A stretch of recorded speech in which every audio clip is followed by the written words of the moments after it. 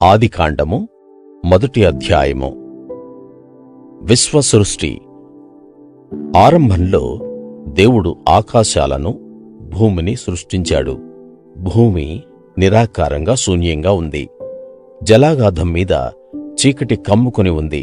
దేవుని ఆత్మ ఆ మహా జలరాశిపై కదలాడుతూ ఉన్నాడు. దేవుడు వెలుగు కలుగుగాక అన్నాడు. వెలుగు కలిగింది. ఆ వెలుగు దేవునికి మంచిదిగా అనిపించింది. దేవుడు వెలుగును చీకటిని వేరు చేశాడు.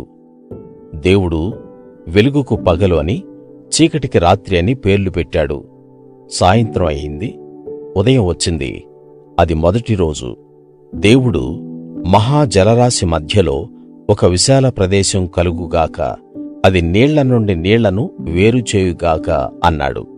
దేవుడు ఆ విశాలమైన ప్రదేశాన్ని చేసి దాని పైన ఉన్న జలాలను, క్రింద ఉన్న జలాలను వేరు చేశాడు. అది అలాగే జరిగింది. దేవుడు ఆ విశాల ప్రదేశానికి ఆకాశం అని పేరు పెట్టాడు. రాత్రి అయింది, ఉదయం వచ్చింది. అది రెండవ రోజు. దేవుడు ఆకాశం కింద ఉన్న జలాలు ఒకే చోట సమకూడి ఆరిన నేల కనబడాలి అన్నాడు. అలాగే జరిగింది. దేవుడు ఆరిన నేలకు భూమి అని పేరు పెట్టాడు. కూర్చి ఉన్న జలాలకు సముద్రాలు అని పేరు పెట్టాడు. అది ఆయనకు మంచిదిగా అనిపించింది. దేవుడు వృక్షజాలాన్ని, విత్తనాలుండే చెట్లను, భూమిపై తమ తమ జాతి ప్రకారం విత్తనాలు ఉండి ఫలం ఇచ్చే పండ్ల చెట్లను భూమి మొలిపించాలి అన్నాడు. అలాగే జరిగింది.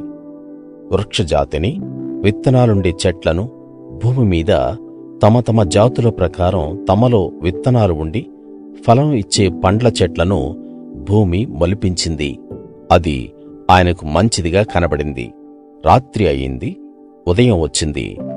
అది మూడవ రోజు. దేవుడు రాత్రి నుంచి పగలును వేరు చేయడానికి ఆకాశ విశాలంలో జ్యోతులు ఉండాలి. కాలాలకు, రోజులకు, సంవత్సరాలకు అవి సూచనలుగా ఉండాలి. భూమికి వెలుగు ఇవ్వడానికి ఆకాశ విశాలంలో జ్యోతులుగా అవి ఉండాలి అన్నాడు. అలాగే జరిగింది. దేవుడు 2 గొప్ప జ్యోతులు చేశాడు. పగటిని ఏలటానికి పెద్ద జ్యోతిని, రాత్రిని పాలించటానికి చిన్న జ్యోతిని చేశాడు. ఆయన నక్షత్రాలను కూడా చేశాడు. భూమికి వెలుగు ఇవ్వటానికి, పగటిని రాత్రిని పాలించటానికి, వెలుగును చీకటిని వేరు చేయడానికి దేవుడు ఆకాశ విశాలంలో వాటిని అమర్చాడు. అది ఆయనకు మంచిదిగా కనబడింది. రాత్రి అయింది, ఉదయం వచ్చింది. అది 4వ రోజు. దేవుడు చలించే ప్రాణులు జలాల్లో కుప్పలు తెప్పలుగా నిండిపోవాలి. భూమిపై ఉన్న ఆకాశ విశాలంలో పక్షులు ఎగరాలి అన్నాడు. దేవుడు బ్రహ్మాండమైన జలచరాలను, చలించే ప్రాణులన్నిటినీ వాటి వాటి జాతుల ప్రకారం పుష్కలంగా జలాలను నింపివేసేలా సృష్టించాడు. ఇంకా వాటి వాటి జాతి ప్రకారం రెక్కలున్న ప్రతి పక్షిని సృష్టించాడు. అది ఆయనకు మంచిదిగా కనబడింది. దేవుడు, మీరు ఫలించి వృద్ధి పొందండి, సముద్ర జలాలను నింపండి, పక్షులు భూమి మీద విస్తరించాలి అని వాటిని దీవించాడు. రాత్రి అయింది, ఉదయం వచ్చింది. అది 5వ రోజు. దేవుడు వాటి వాటి జాతుల ప్రకారం ప్రాణం గల వాటిని, అంటే వాటి వాటి జాతి ప్రకారం పశువులను, పురుగులను, అడవి జంతువులను భూమి పుట్టించాలి అన్నాడు. అలాగే జరిగింది. దేవుడు వాటి వాటి జాతుల ప్రకారం అడవి జంతువులను, వాటి వాటి జాతుల ప్రకారం పశువులను, వాటి వాటి జాతుల ప్రకారం నేల మీద పాకే ప్రతి పురుగును చేశాడు. అది ఆయనకు మంచిదిగా కనబడింది. దేవుడు ఇలా అన్నాడు, మన స్వరూపంలో, మన పోలికలో మనిషిని చేద్దాం. సముద్రంలో చేపల మీద, ఆకాశంలో పక్షుల మీద, పశువుల మీద, భూమి మీద పాకే ప్రతి జంతువు మీద, భూమి అంతటి మీద వారికి ఆధిపత్యం ఉండాలి అన్నాడు. దేవుడు తన స్వరూపంలో మనిషిని సృష్టించాడు. దేవుని స్వరూపంలో అతణ్ణి సృష్టించాడు. పురుషుడిగా, స్త్రీగా వాళ్లను సృష్టించాడు. దేవుడు వాళ్లను దీవించి, మీరు ఫలించి సంఖ్యలో వృద్ధి చెందండి, భూమి అంతటా విస్తరించి భూమిని నింపి దాన్ని స్వాధీనం చేసుకోండి, సముద్రంలో చేపలను, ఆకాశంలో పక్షులను, భూమి మీద పాకే ప్రతి ప్రాణిని పరిపాలించండి అని చెప్పాడు. దేవుడు ఇంకా ఇలా అన్నాడు, చూడండి, భూమి మీద ఉన్న విత్తనాలిచ్చే ప్రతి చెట్టును, విత్తనాలున్న ఫలాలు ఇచ్చే ప్రతి చెట్టును మీకు ఇచ్చాను. అవి మీకు ఆహారం అవుతాయి. భూమి మీద ఉండే జంతువులన్నిటికీ, ఆకాశ పక్షులన్నిటికీ, భూమి మీద పాకే జీవాలన్నిటికీ, పచ్చని చెట్లన్నీ ఆహారం అవుతాయి అన్నాడు. అలాగే జరిగింది. దేవుడు తాను చేసిందంతా చూసినప్పుడు అది ఆయనకు ఎంతో మంచిదిగా కనబడింది. రాత్రి అయింది, ఉదయం వచ్చింది. అది 6వ రోజు. ఆదికాండము 2వ అధ్యాయము. ఆకాశాలు, భూమి, వాటిలో ఉన్నవన్నీ పూర్తి అయ్యాయి. 7వ రోజు దేవుడు తాను చేసిన పని ముగించాడు. కాబట్టి తాను చేసిన పని అంతటి నుంచి 7వ రోజున విశ్రాంతి తీసుకున్నాడు. దేవుడు ఆ 7వ రోజును ఆశీర్వదించి పవిత్రం చేశాడు. ఆయన తాను చేసిన సృష్టి కార్యం అంతటి నుంచి విశ్రాంతి తీసుకున్న కారణంగా ఆ రోజును పవిత్రపరచాడు. సృష్టి 2వ కథనం. దేవుడైన యెహోవా భూమిని, ఆకాశాలను చేసినప్పుడు ఆకాశాల సంగతి, భూమి సంగతి ఈ విధంగా ఉన్నాయి. భూమి మీద అంతకుముందు ఆరుబయట ఏ పొదలు లేవు, ఏ చెట్లు మొలవలేదు. ఎందుకంటే దేవుడైన యెహోవా భూమి మీద వర్షం కురిపించలేదు. నేలను సేద్యం చేయడానికి ఏ మనిషీ లేడు. కాని భూమిలో నుంచి నీటి ప్రవాహాలు పొంగి నేలంతా తడిపేది గనక భూతలమంతటా నీళ్లు ఉండేవి. దేవుడైన యెహోవా నేలలో నుంచి మట్టి తీసుకుని మనిషిని చేసి అతని ముక్కుపుటాల్లో ఊపిరి ఊదాడు. మనిషికి ప్రాణం వచ్చింది. దేవుడైన యెహోవా తూర్పు వైపున ఏదెనులో ఒక తోట వేసి తాను చేసిన మనిషిని అందులో ఉంచాడు. దేవుడైన యెహోవా కళ్లకు అందమైన, ఆహారానికి మంచిదైన ప్రతి చెట్టును అక్కడ నేలలో నుంచి మొలిపించాడు. ఇంకా ఆ తోట మధ్యలో జీవవృక్షాన్ని, ఏది మంచో ఏది చెడో తెలిపే వృక్షాన్ని కూడా నేలలో నుంచి మొలిపించాడు. ఆ తోటను తడపడానికి ఏదెనులో నుంచి ఒక నది బయలుదేరి అక్కడ నుంచి చీలిపోయి 4 పాయలయింది. మొదటి దాని పేరు పీషోను.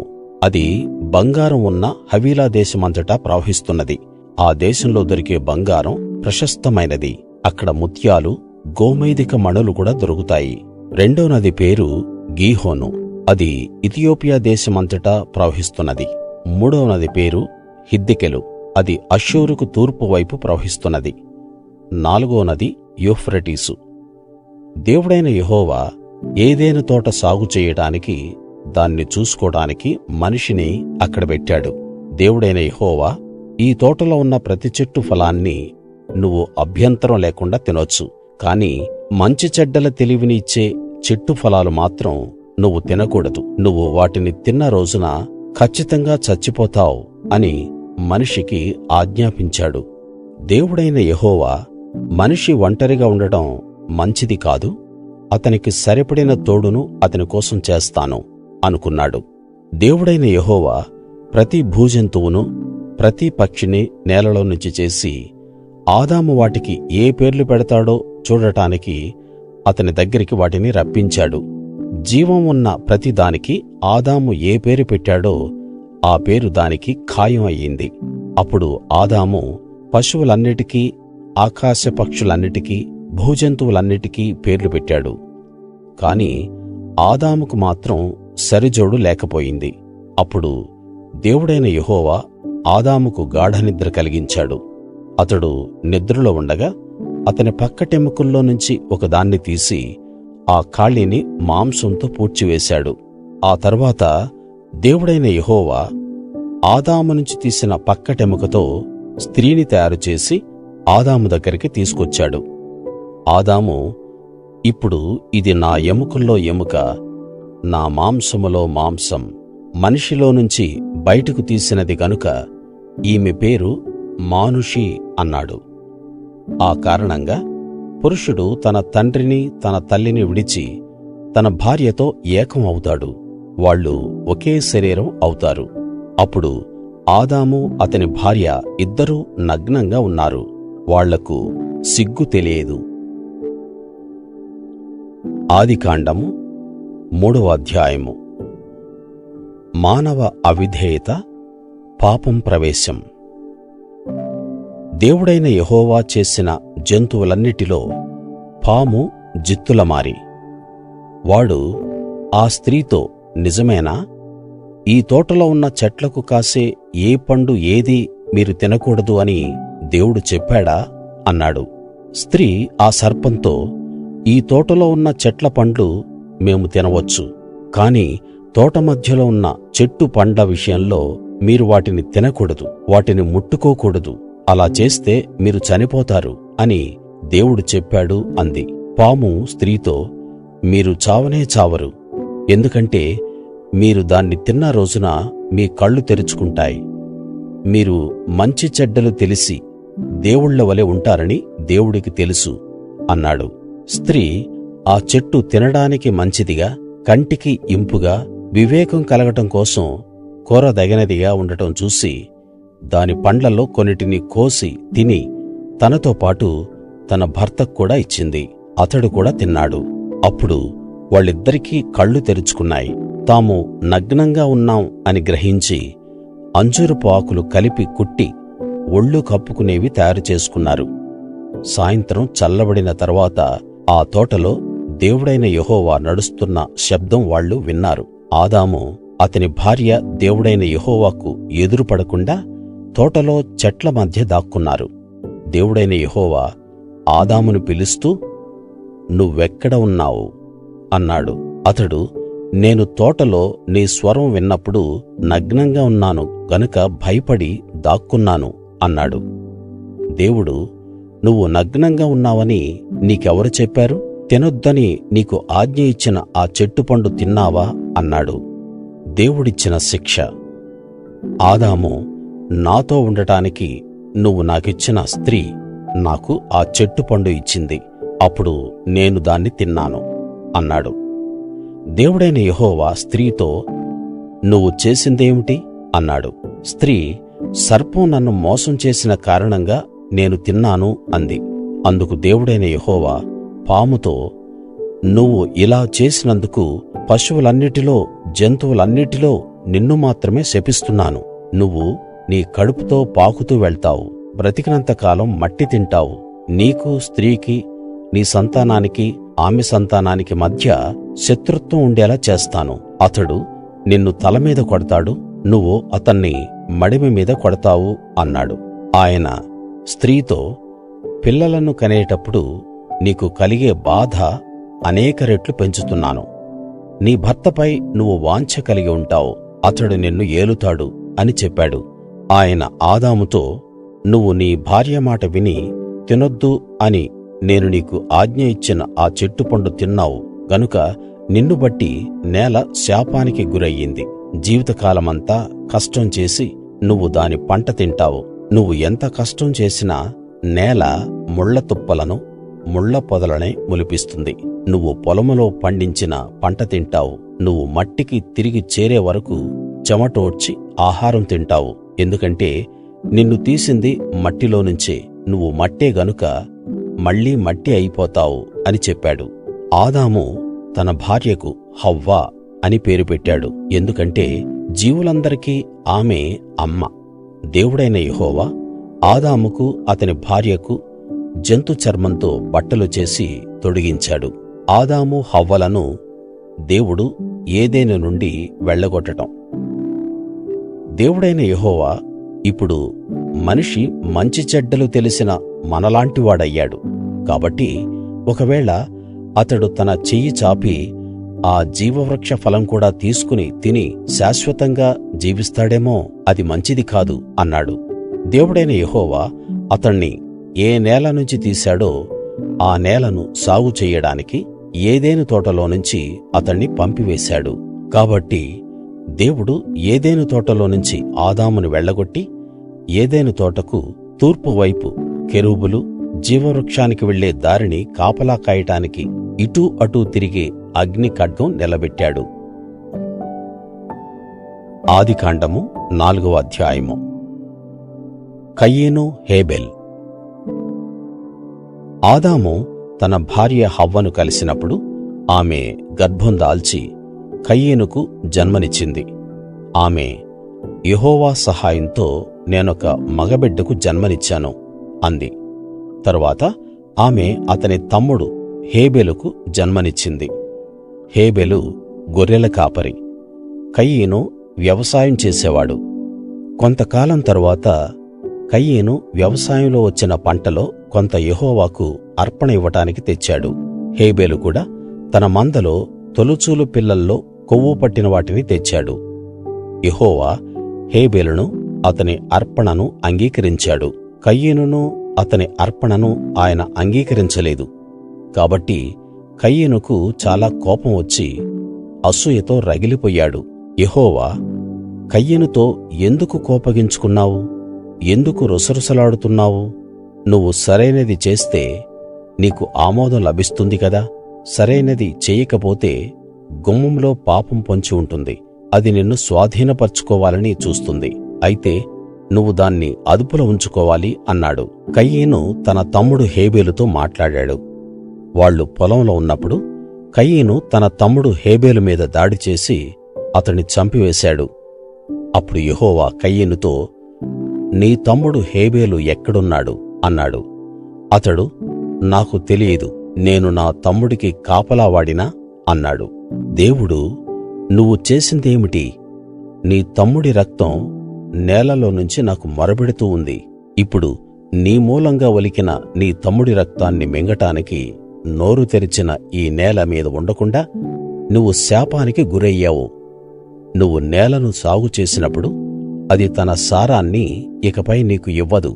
నువ్వు భూమి మీద నుంచి అస్తమానం పారిపోతూ దేశదిమ్మరిగా ఉంటావు అన్నాడు. కయీను, నా శిక్ష నేను భరించలేనిది. ఈరోజు ఈ ప్రదేశం నుంచి నువ్వు నన్ను వెళ్ళగొట్టావు. నీ సన్నిధిలోనికి నేనిక రావటం కుదరదు. ఈ భూమి మీద పలాయనం అవుతూ దేశదిమ్మరిగా ఉంటాను. నన్ను ఎవరు చూస్తే వాళ్ళు నన్ను చంపుతారు అన్నాడు. యెహోవా అతనితో, అలా జరగదు. నిన్ను చూసినవాడు ఎవడైనా నిన్ను చంపితే అతన్ని తీవ్రంగా శిక్షిస్తానని తెలియజేసేందుకు నీ మీద ఒక గుర్తు వేస్తాను. నిన్ను నేను శిక్షించిన దానికి 7 రెట్లు అలాటి వాణ్ణి శిక్షిస్తాను అన్నాడు.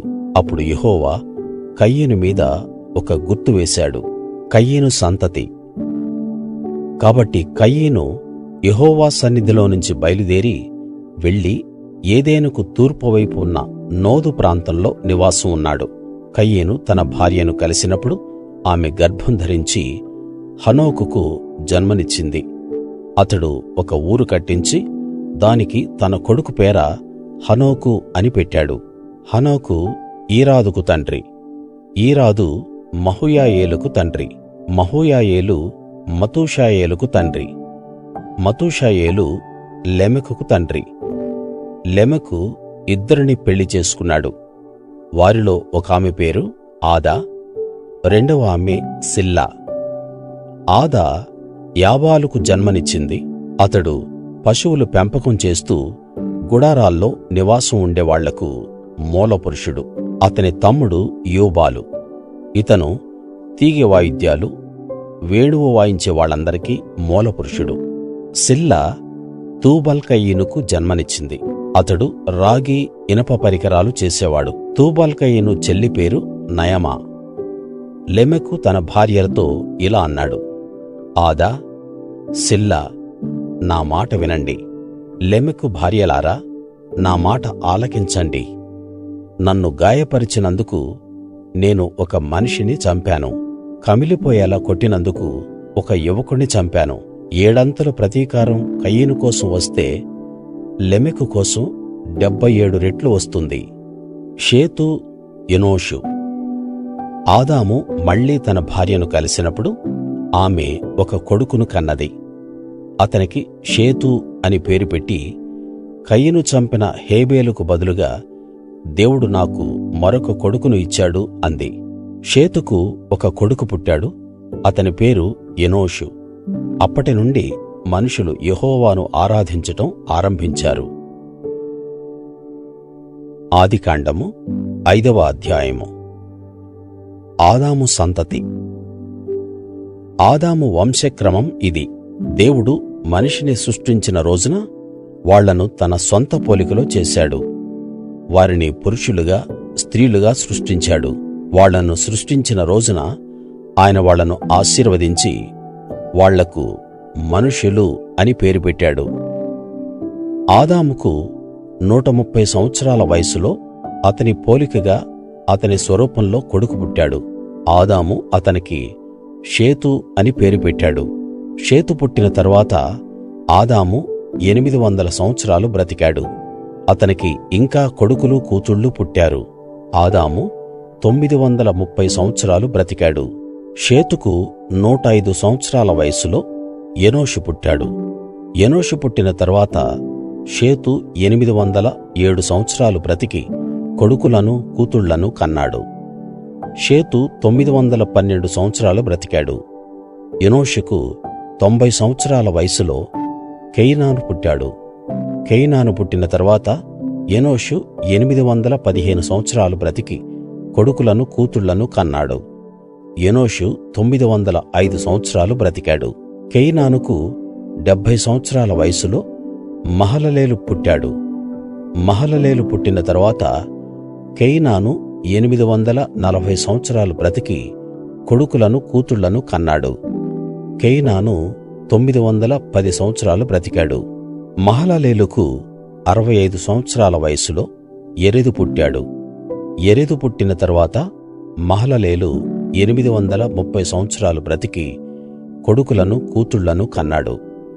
మహలలేలు 895 సంవత్సరాలు బ్రతికాడు. యెరెదుకు 162 సంవత్సరాల వయసులో హనోకు పుట్టాడు.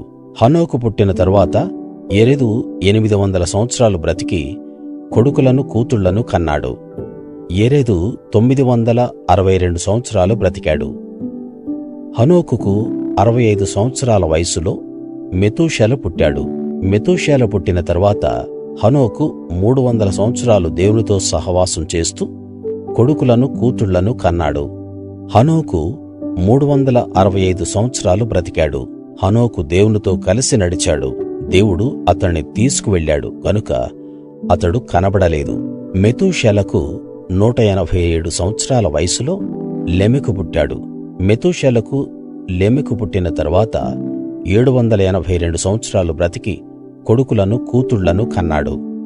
మెతూషెల 969 సంవత్సరాలు బ్రతికాడు.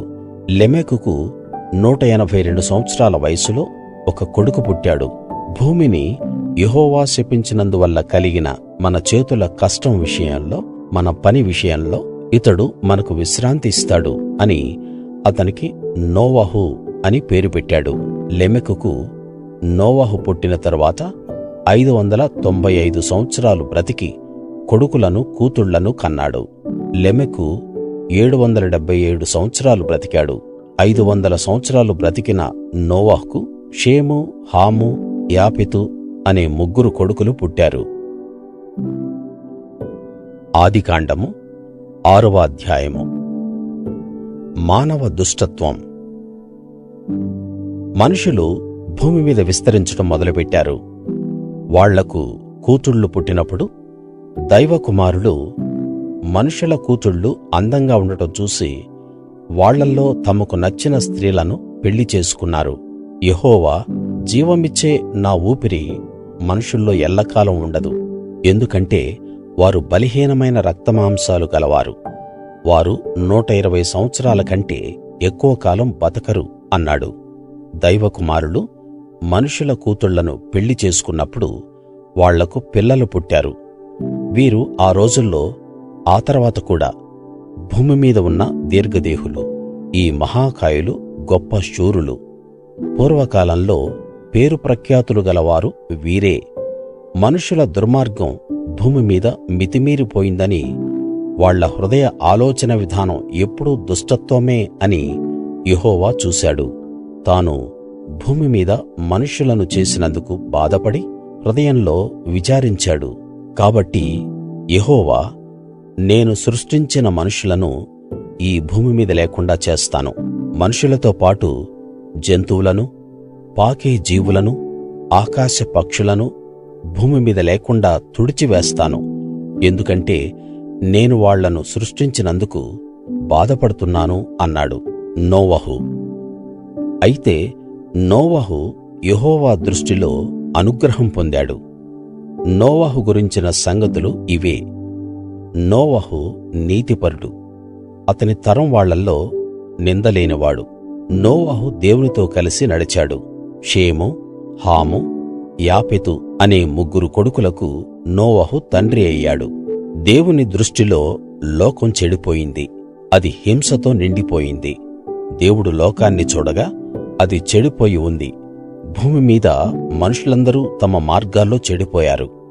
దేవుడు నోవహుతో, మనుషుల మూలంగా భూమి హింసతో నిండిపోయింది గనుక వాళ్ళను అంతం చేసే సమయం వచ్చినట్టు తేటతెల్లం అయ్యింది. కచ్చితంగా ఈ భూమితో పాటు వాళ్ళందరినీ నాశనం చేస్తాను. కోనిఫర్ కలపతో నీ కోసం ఒక ఓడ సిద్ధం చేసుకో. గదులతో ఉన్న ఓడను తయారుచేసి దానికి లోపల బయట తారు పూయాలి.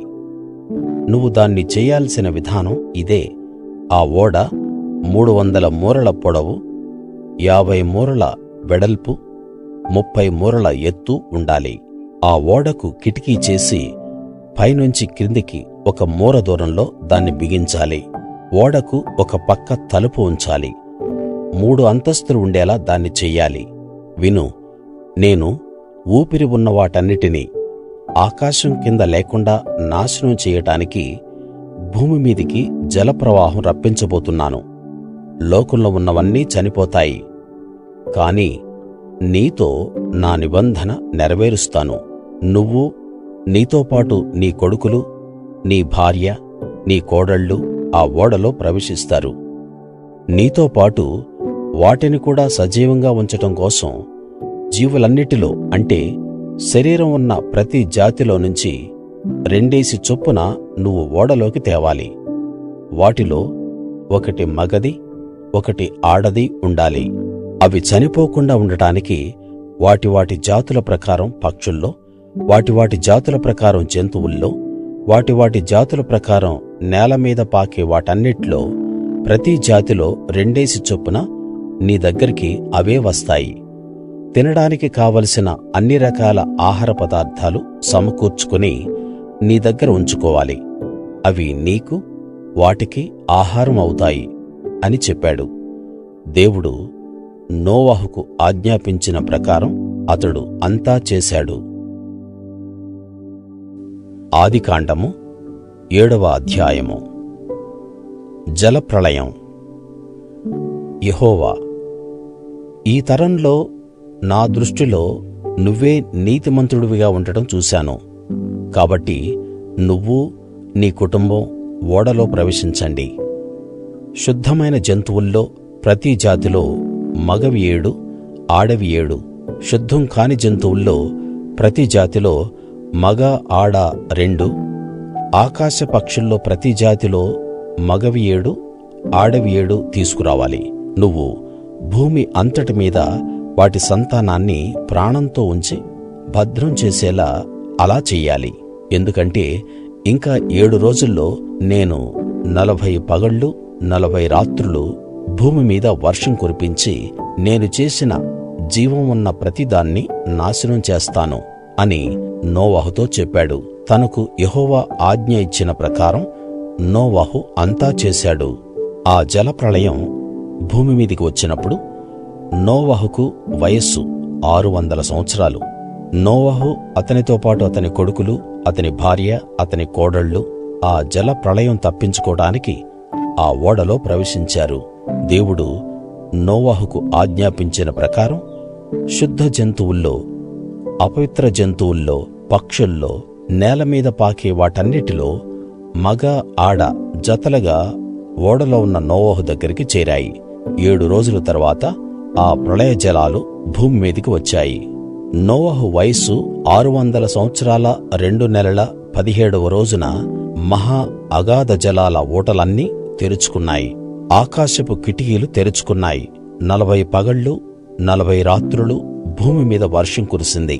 ఆ రోజే నోవహు కొడుకులు షేము, హాము, యాపెతు, నోవహు భార్య, వాళ్లతో పాటు అతని 3 కోడళ్ళు ఆ ఓడలో ప్రవేశించారు. వాళ్లతో పాటు వాటి జాతుల ప్రకారం ప్రతి మృగం, వాటి జాతుల ప్రకారం ప్రతి పశువు, వాటి జాతుల ప్రకారం నేల మీద పాకే ప్రతి పురుగు, వాటి జాతుల ప్రకారం ప్రతి పక్షి, నానా విధాల రెక్కల పక్షులు ప్రవేశించాయి. శ్వాస తీసుకోగలిగి శరీరం గల జీవులన్నీ 2 చొప్పున నోవహు దగ్గరికి వచ్చి ఓడలో ప్రవేశించాయి. ప్రవేశించినవన్నీ దేవుడు అతనికి ఆజ్ఞాపించిన ప్రకారం శరీరం కలిగిన ఆ జీవులన్నీ మగవిగా ఆడవిగా ప్రవేశించాయి. అప్పుడు యెహోవా వాళ్లను ఓడలో ఉంచి ఓడ తలుపు మూశాడు.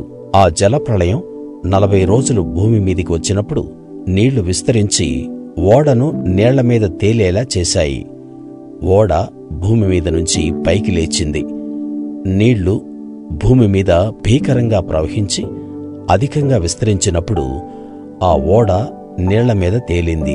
ఆ భీకర జలాలు భూమి మీద పైకి లేచినప్పుడు ఆకాశం క్రింద ఉన్న ఉన్నత పర్వతాలన్నీ మునిగిపోయాయి. ఉన్నత పర్వత శిఖరాల కన్నా 15 మూరలు ఎత్తుగా నీళ్లు విస్తరించాయి. పక్షులు, పశువులు, మృగాలు, భూమి మీద పాకే పురుగులు, శరీరం ఉండి భూమి మీద తిరిగేవన్నీ చనిపోయాయి. మనుషులందరూ చనిపోయారు. పొడి నేల మీద ఉన్న వాటన్నిటిలో నాసికారంధ్రాల్లో ఊపిరి ఉన్నవన్నీ చనిపోయాయి. మనుషులతో పాటు పశువులు, పురుగులు, ఆకాశ పక్షులు, నేల మీద ఉన్న జీవాలన్నీ అంతం అయిపోయాయి. అవన్నీ భూమి మీద ఉండకుండా నాశనం అయ్యాయి. నోవహు, అతనితో పాటు ఆ ఓడలో ఉన్నవి మాత్రం మిగిలాయి. 150 రోజుల వరకు భూమి మీద నీళ్లు ప్రబలాయి. ఆదికాండము 8వ అధ్యాయము. జలప్రళయం అంతం. దేవుడు నోవహును, అతనితో పాటు ఓడలో ఉన్న ప్రతి జంతువును, పశువును జ్ఞాపకం చేసుకున్నాడు. దేవుడు భూమి మీద గాలి విసిరేలా చేయటం వల్ల నీళ్లు తగ్గుముఖం పట్టాయి. అగాధ జలాల ఓటలు, ఆకాశపు కిటికీలు మూసుకున్నాయి. ఆకాశం నుంచి కురుస్తున్న భీకర వర్షం ఆగిపోయింది. అప్పుడు నీళ్లు భూమి మీద నుంచి క్రమక్రమంగా తగ్గిపోతూ వచ్చాయి. 150 రోజుల తర్వాత నీళ్లు తగ్గిపోయాయి. 7వ నెల 17వ రోజున అరారాతు కొండల మీద ఓడ నిలిచింది. 10వ నెల వరకు నీళ్లు క్రమంగా తగ్గుతూ వచ్చాయి. 10వ నెల మొదటి రోజున కొండల శిఖరాలు కనిపించాయి. 40 రోజులు గడిచిన తరువాత నోవహు ఓడ కిటికీ తీసి ఒక బొంతకాకిని బయటికి పోనిచ్చాడు. అది బయటికి వెళ్లి భూమి మీద నుంచి నీళ్లు ఇంకిపోయే వరకు ఇటూ అటూ తిరుగుతూ ఉంది. నీళ్లు నేల మీద నుంచి తగ్గాయో లేదో చూడడానికి అతడు తన దగ్గర నుంచి ఒక పావురాన్ని బయటకు వదిలాడు. భూమి అంతటా నీళ్లు నిలిచి ఉన్నందువల్ల దానికి అరికాలు మోపటానికి స్థలం దొరకలేదు గనుక ఓడలో ఉన్న అతని దగ్గరికి తిరిగి వచ్చింది. అతడు చెయ్యి చాపి దాన్ని పట్టుకుని ఓడలోకి తీసుకున్నాడు. అతడు మరో 7 రోజులు ఆగి ఆ పావురాన్ని ఓడలో నుంచి బయటకు పంపాడు. సాయంకాలానికి అది అతని దగ్గరికి తిరిగి వచ్చింది. దాని నోట్లో అప్పుడే తుంచిన ఒలీవ ఆకు ఉంది. దీన్ని బట్టి నీళ్లు నేల మీద ఇంకిపోయాయని నోవహు గ్రహించాడు. అతడు మరో 7 రోజులు ఆగి ఆ పావురాన్ని బయటకు పంపాడు. అది అతని దగ్గరకు తిరిగి రాలేదు. 601 సంవత్సరం మొదటి నెల మొదటి రోజున నీళ్లు భూమి మీద నుంచి ఇంకిపోయాయి. నోవహు ఓడ కప్పు తీసి చూడగా ఆరిన నేల కనబడింది. 2వ నెల 27వ రోజున భూమి పొడిగా అయిపోయింది. అప్పుడు దేవుడు నోవహుతో, నువ్వు, నీతో పాటు నీ భార్య, నీ కొడుకులు, కోడళ్ళు ఓడలో నుంచి బయటకు రండి. పక్షులను, పశువులను, భూమి మీద పాకే ప్రతి జాతి పురుగులను, శరీరం ఉన్న ప్రతి జీవిని, నీతో పాటు ఉన్న ప్రతి జంతువును నువ్వు వెంటబెట్టుకుని బయటకు రావాలి. అవి భూమి మీద అధికంగా విస్తరించి భూమి మీద ఫలించి అభివృద్ధి పొందాలి అని చెప్పాడు. కాబట్టి నోవహు, అతనితో పాటు అతని కొడుకులు, అతని భార్య, అతని కోడళ్ళు బయటకు వచ్చారు. ప్రతి జంతువు, పాకే ప్రతి పురుగు, ప్రతి పక్షి, భూమి మీద తిరిగేవన్నీ వాటి వాటి జాతుల ప్రకారం ఆ ఓడలో నుంచి బయటకు వచ్చాయి. నోవహు యెహోవాకు బలి అర్పించటం. అప్పుడు నోవహు యెహోవాకు పవిత్రమైన పశువులు, పక్షులన్నిట్లో నుంచి కొన్నిటిని తీసి హోమబలి అర్పించాడు. యెహోవా ఆ ఇంపైన వాసన ఆస్వాదించి వారి హృదయాలు బాల్యం నుంచే దుష్టత్వం వైపు మొగ్గు చూపాయి. ఇక ఎప్పుడూ మనుషులను బట్టి భూమిని కీడుకు గురి చేయను. నేనిప్పుడు చేసినట్టు ప్రాణం ఉన్న వాటిని ఇకపై ఎన్నడూ నాశనం చెయ్యను. భూమి ఉన్నంత వరకు విత్తనాలు నాటే కాలం, కోతకాలం, వేసవి, శీతాకాలాలు, పగలు రాత్రి ఉండక మానవు అని తన హృదయంలో అనుకున్నాడు. ఆదికాండము 9వ అధ్యాయము. నోవహుతో దేవుని నిబంధన. దేవుడు నోవహును అతని కొడుకులను ఆశీర్వదించాడు. మీరు ఫలించి అభివృద్ధి పొంది భూమిని నింపండి. అడవి జంతువులన్నిటికీ, ఆకాశ పక్షులన్నిటికీ, నేల మీద పాకే ప్రతి పురుగుకు, సముద్రపు చేపలన్నిటికీ మీరంటే భయం ఉంటుంది. అవి మిమ్మల్ని చూసి బెదురుతాయి. ప్రాణంతో కదలాడే ప్రతి జీవి మీకు ఆహారం అవుతుంది. పచ్చని మొక్కలను ఇచ్చినట్టు ఇప్పుడు నేను ఇవన్నీ మీకు ఇచ్చాను. కాని ప్రాణమే రక్తం గనుక మీరు మాంసాన్ని దాని రక్తంతో పాటు తినకూడదు. మీకు ప్రాణం అయిన మీ రక్తం గురించి లెక్క అడుగుతాను. దాని గురించి ప్రతి జంతువుని, ప్రతి మనిషిని లెక్క అడుగుతాను. ప్రతి మనిషిని అంటే తన సోదరుణ్ణి హత్య చేసిన ప్రతి మనిషిని, ఆ మనిషి ప్రాణం లెక్క అడుగుతాను. దేవుడు తన స్వరూపంలో మనిషిని చేశాడు గనుక మనిషి రక్తాన్ని ఎవరు చిందిస్తారో అతని రక్తాన్ని కూడా మనిషే చిందించాలి. మీరు ఫలించి అభివృద్ధి పొందండి. మీరు భూమి మీద అధికంగా సంతానం కని విస్తరించండి అని వాళ్ళతో చెప్పాడు. దేవుడు నోవహు అతని కొడుకులతో మాట్లాడుతూ, వినండి, నేను మీతోనూ మీ తరువాత వచ్చే మీ సంతానంతోనూ మీతో పాటు ఉన్న ప్రతి జీవితోనూ, అవి పక్షులే గాని పశువులే గాని మీతో పాటు ఉన్న ప్రతి జంతువే గాని ఓడలో నుంచి బయటకు వచ్చిన ప్రతి భూజంతువుతో నా నిబంధన స్థిరం చేస్తున్నాను. నేను మీతో నా నిబంధన స్థిరపరుస్తున్నాను. సర్వ శరీరులు ప్రవహించే జలాల వల్ల ఇంకెప్పుడూ నాశనం కారు. భూమిని నాశనం చేయటానికి ఇంకెప్పుడు జలప్రళయం రాదు అన్నాడు. దేవుడు నాకు మీకు మీతో పాటు ఉన్న జీవరాశులన్నిటికీ మధ్య నేను తరతరాలకు చేస్తున్న నిబంధనకు గుర్తు ఇదే. మేఘంలో నా ధనుస్సు ఉంచాను. అది నాకు భూమికి మధ్య నిబంధనకు గుర్తుగా ఉంటుంది. భూమి మీదికి నేను మేఘాన్ని తీసుకొచ్చినప్పుడు మేఘంలో ఆ ధనుస్సు కనబడుతుంది. అప్పుడు నాకు మీకు జీవరాశులన్నిటికి మధ్య ఉన్న నా నిబంధన జ్ఞాపకం చేసుకుంటాను. గనుక సర్వ శరీరులను నాశనం చేయడానికి ఇక ఎన్నడూ నీళ్లు జలప్రళయంగా రావు. ఆ ధనుస్సు మేఘంలో ఉంటుంది. నేను దాన్ని చూసి దేవునికి భూమి మీద ఉన్న సర్వ శరీరుల్లో ప్రాణం ఉన్న ప్రతిదానికి మధ్య ఉన్న శాశ్వత నిబంధనను జ్ఞాపకం చేసుకుంటాను అన్నాడు. దేవుడు నాకు భూమి మీద ఉన్న సర్వ శరీరులకు మధ్య నేను స్థిరం చేసిన నిబంధనకు గుర్తు ఇదే అని నోవహుతో చెప్పాడు. నోవహు అతని కుమారులు. ఓడలో నుంచి వచ్చిన నోవహు ముగ్గురు కొడుకులు షేము, హాము, యాపెతు. హాము కనానుకు తండ్రి. వీళ్ళ సంతానం భూమి అంతటా వ్యాపించింది. నోవహు భూమిని సాగు చేయటం ప్రారంభించి ద్రాక్ష తోట వేశాడు. ఆ ద్రాక్షరసం తాగి మత్తెక్కి తన గుడారంలో బట్టలు లేకుండా పడి ఉన్నాడు. అప్పుడు కనాను తండ్రి అయిన హాము తన తండ్రి బట్టలు లేకుండా పడి ఉండటం చూసి బయట ఉన్న తన ఇద్దరు సోదరులకు ఆ విషయం చెప్పాడు. అప్పుడు షేము, యాపెతు ఒక బట్ట తీసుకుని తమ ఇద్దరి భుజాల మీద వేసుకుని వెనుకగా నడిచి వెళ్లి తమ తండ్రి నగ్న శరీరానికి కప్పారు. వాళ్ళ ముఖాలు మరొక వైపు తిరిగి ఉన్నాయి కనుక వాళ్ళు తమ తండ్రి నగ్న శరీరం చూడలేదు. అప్పుడు నోవహు మత్తులో నుంచి మేల్కొని తన చిన్న కొడుకు చేసిన దాన్ని తెలుసుకున్నాడు. కనాను శపితుడు, అతడు తన సోదరులకు దాసుడుగా ఉంటాడు అన్నాడు. అతడు షేము దేవుడైన యెహోవా స్తుతి పొందుతాడుగాక. కనాను అతనికి సేవకుడవుతాడుగాక. దేవుడు యాపెతును అభివృద్ధి చేస్తాడుగాక. అతడు షేము గుడారాల్లో నివాసముంటాడు. అతనికి కనాను సేవకుడవుతాడు అన్నాడు. ఆ జలప్రళయం తరువాత నోవహు 350 సంవత్సరాలు బ్రతికాడు. నోవహు మొత్తం 950 సంవత్సరాలు జీవించాడు. ఆదికాండము 10వ అధ్యాయము. నోవహు కుమారుల సంతతి. నోవహు కొడుకులు షేము, హాము, యాపెతుల వంశావళి ఇది. జలప్రళయం తర్వాత వాళ్లకు కొడుకులు పుట్టారు.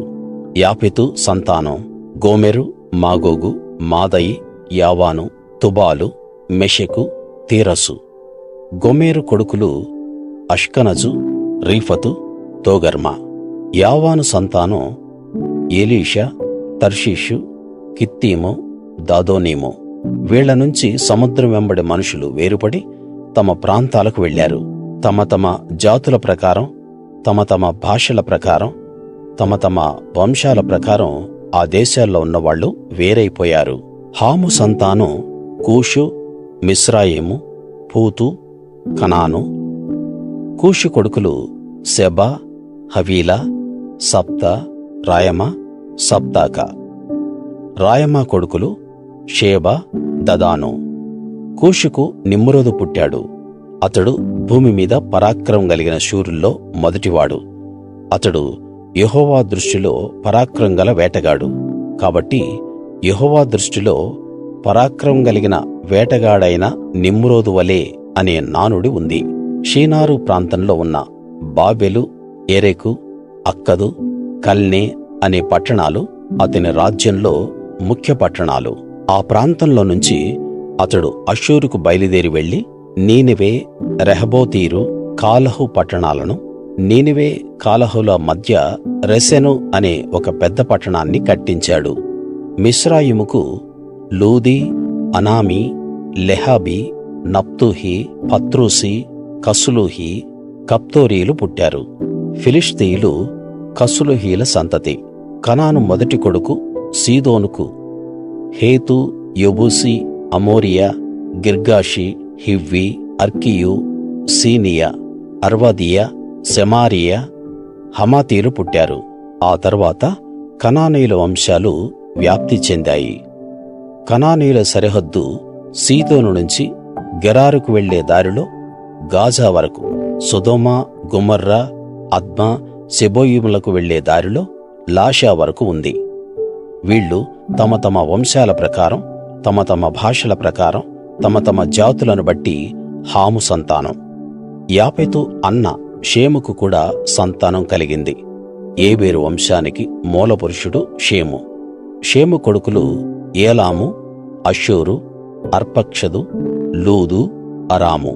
అరాము కొడుకులు ఊజు, హూలు, గెతెరు, మాషా. అర్పక్షదుకు షేలహు పుట్టాడు. షేలహుకు ఏబెరు పుట్టాడు. ఏబెరుకు 2 కొడుకులు పుట్టారు. వాళ్ళల్లో ఒకడు పెలెగు. ఎందుకంటే అతని రోజుల్లో భూమి విభజన జరిగింది. రెండోవాడు యొక్తాను. యొక్తానుకు అల్మోదాదు, షెలపు, హసర్మావెతు, ఎరహు, హదోరము, ఊజాలు, దిక్లా, ఓబాలు, అబీమాయేలు, షేబా, ఓఫీరు, హవీలా, యోబాబులు పుట్టారు. వాళ్ళు నివాసం ఉండే స్థలాలు మేషా నుంచి సపారాకు వెళ్లే దారిలో తూర్పు కొండలు. వీళ్ళు తమ తమ వంశాల ప్రకారం, తమ తమ భాషల ప్రకారం, తమ తమ ప్రాంతాలను బట్టి, తమ తమ జాతులను బట్టి షేము కొడుకులు. తమ తమ జనాల్లో తమ తమ సంతానాల ప్రకారం నోవహు కొడుకుల వంశాలు ఇవే. జలప్రళయం జరిగిన తరువాత వీళ్లలో నుంచి జనాలు భూమి మీద వ్యాప్తి చెందారు. ఆదికాండము 11వ అధ్యాయము. బాబెల్ గోపురం. అప్పుడు భూమిపై అందరూ ఒకే భాష మాట్లాడేవారు. వాళ్ళు తూర్పుకు ప్రయాణం చేస్తున్నప్పుడు షీనారు ప్రాంతంలో వాళ్లకు ఒక మైదానం కనబడింది. వాళ్ళు అక్కడ స్థిరపడ్డారు. వాళ్ళు ఒకరితో ఒకరు, మనం ఇటుకలు తయారు చేసి చక్కగా కాల్చుదాం రండి అని మాట్లాడుకున్నారు.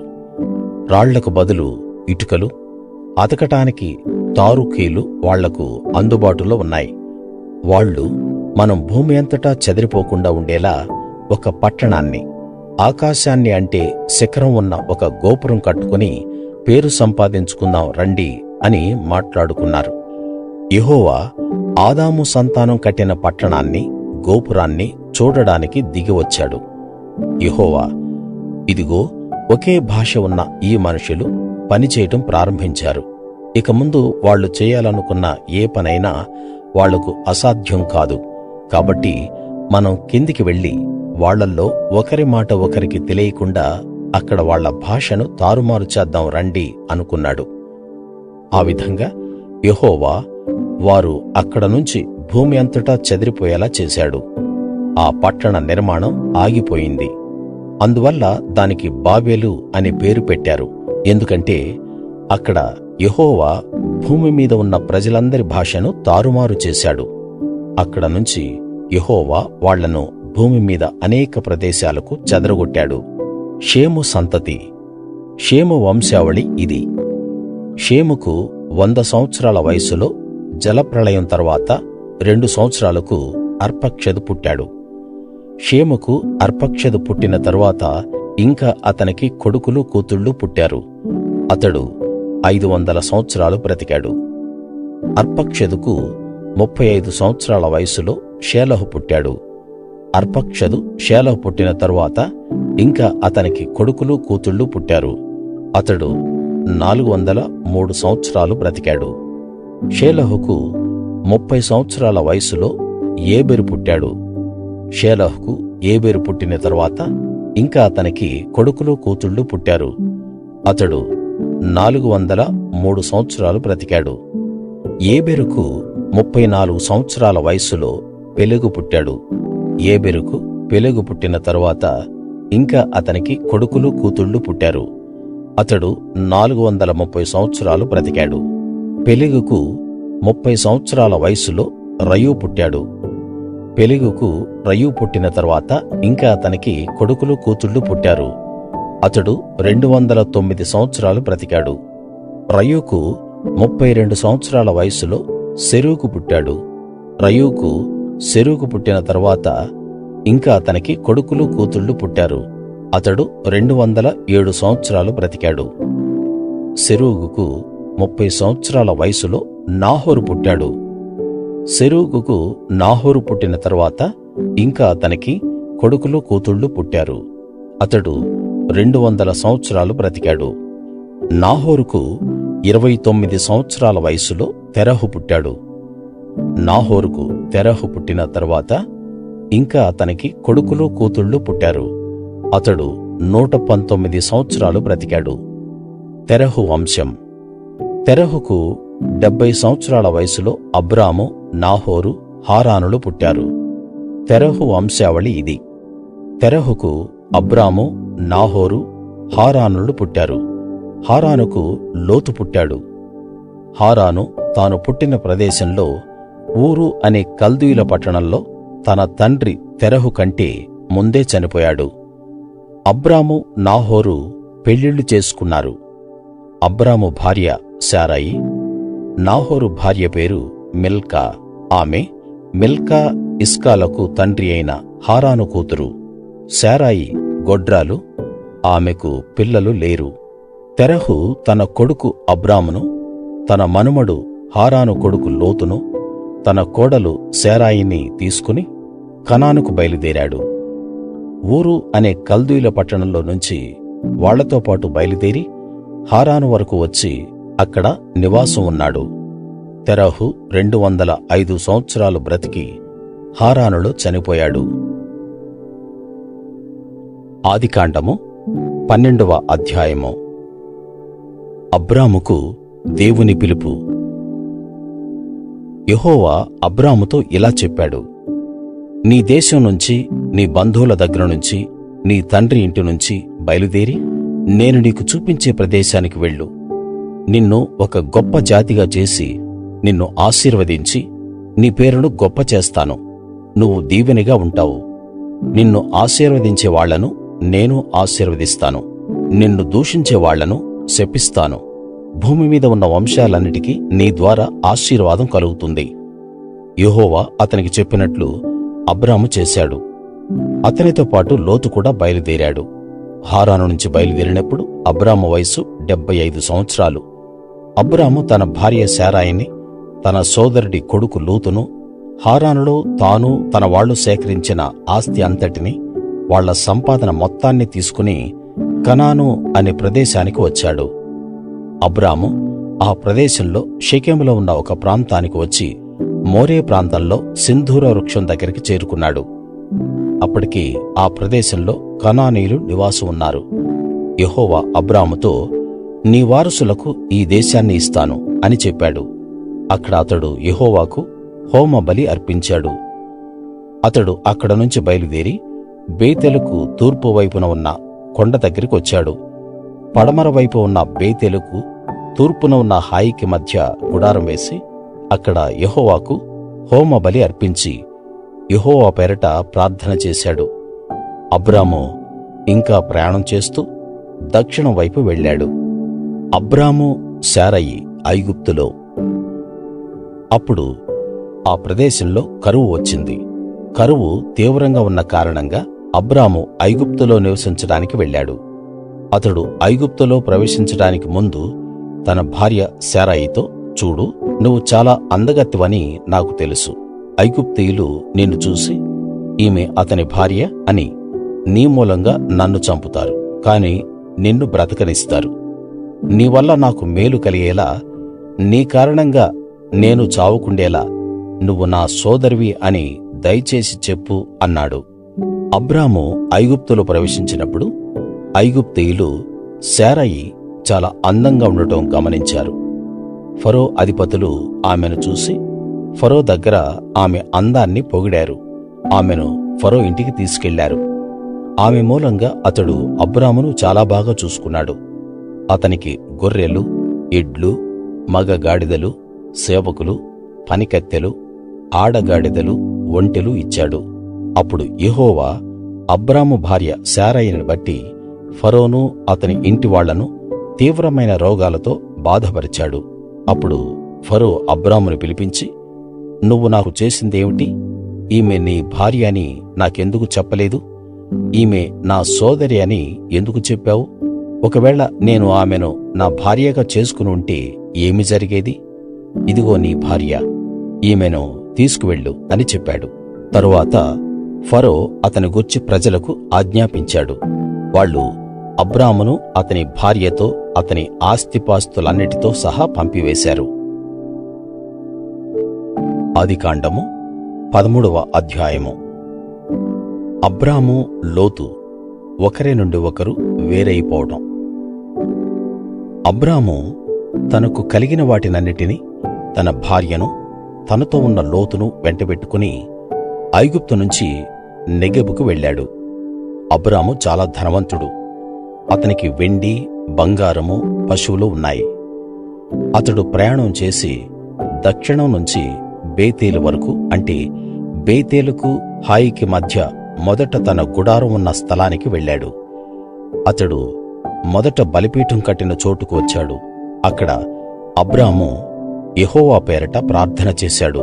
అబ్రాముతో పాటు కలిసి వెళ్ళిన లోతుకు కూడా గొర్రెలు, పశువులు, పరివారం ఉన్నాయి.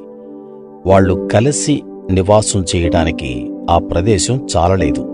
ఎందుకంటే వాళ్ళు కలిసి ఉండలేనంత విస్తారమైన సంపద వారికి ఉంది. ఆ సమయంలో అబ్రాము పశువుల కాపరులకు, లోతు పశువుల కాపరులకు వివాదం ఏర్పడింది. ఆ కాలంలో కనానీయులు, పెరిజ్జీయులు ఆ ప్రదేశంలో కాపురమున్నారు.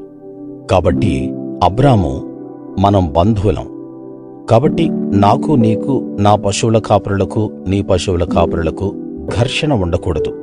ఈ ప్రదేశం అంతా నీ ముందు కనిపిస్తూ ఉంది కదా, దయచేసి నన్ను విడిచిపెట్టి వేరుగా ఉండు.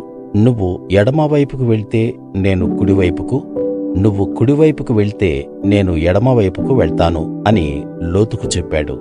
లోతు యొర్దాను మైదాన ప్రాంతం అంతా గమనించి చూశాడు.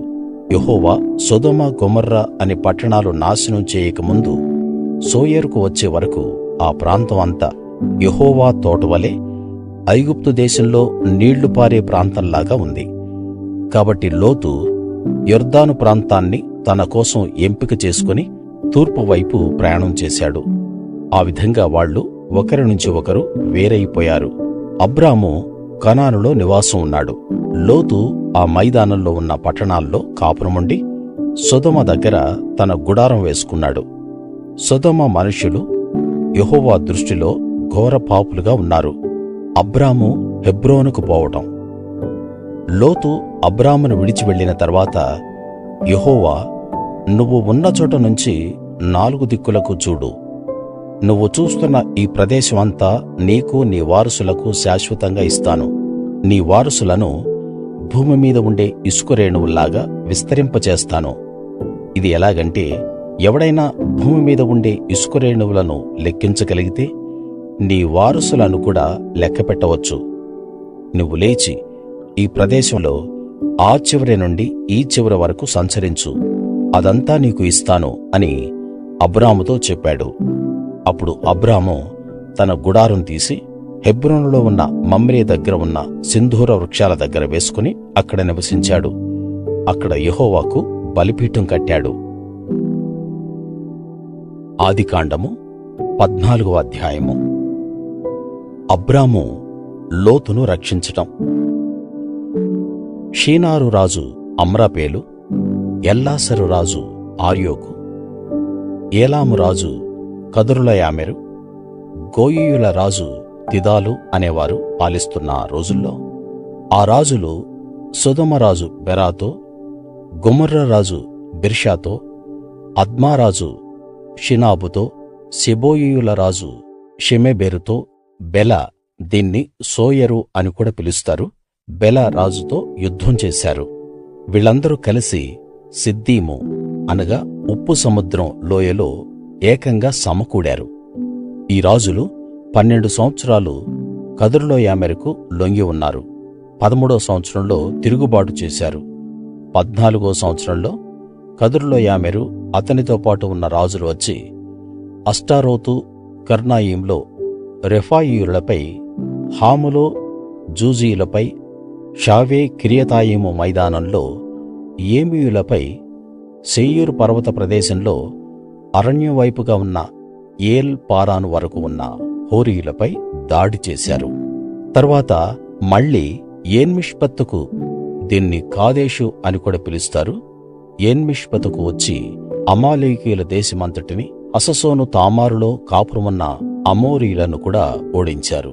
అప్పుడు సొదొమ, గొమొర్రా, అద్మా, సెబోయీము, బెల, సోయరు రాజులు బయలుదేరి సిద్దీము లోయలో ఏలాము రాజు కదొర్లాయోమెరు, గోయీయుల రాజు తిదాలు, షీనారు రాజు అమ్రాపేలు, ఎల్లాసరు రాజు ఆర్యోకు అనే నలుగురితో ఈ 5 రాజులు యుద్ధం చేశారు. ఆ సిద్దీము లోయలో తారు బంక గుంటలు ఎక్కువగా ఉన్నాయి. సొదొమ, గొమొర్రాల రాజులు పారిపోయి వాటిలో పడ్డారు. మిగిలిన వాళ్ళు కొండలకు పారిపోయారు. అప్పుడు వాళ్ళు సొదొమ, గొమొర్రాల ఆస్తి అంతటిని, వాళ్ళ భోజన పదార్థాలన్నిటినీ దోచుకున్నారు. ఇంకా అబ్రాము సోదరుడి కొడుకు లోతు సొదొమలో కాపురం ఉన్నాడు గనుక అతణ్ణి, అతని ఆస్తిని కూడా దోచుకుని తీసుకుపోయారు. ఒకడు తప్పించుకుని వచ్చి హెబ్రీయుడైన అబ్రాముకు ఆ సంగతి తెలియజేశాడు. ఆ సమయంలో అతడు ఎష్కోలు ఆనేరుల సోదరుడు మమ్రే అనే అమోరీయునికి చెందిన సింధూర వృక్షాల దగ్గర కాపురం ఉన్నాడు. వీళ్ళు అబ్రాముతో పరస్పర సహాయం కోసం ఒప్పందం చేసుకున్నవాళ్ళు. తన బంధువు శత్రువుల స్వాధీనంలో ఉన్నాడని అబ్రాము విని తన ఇంట్లో పుట్టి సుశిక్షితులైన 318 మందిని వెంటబెట్టుకుని వెళ్లి దాను వరకు ఆ రాజులను తరిమాడు.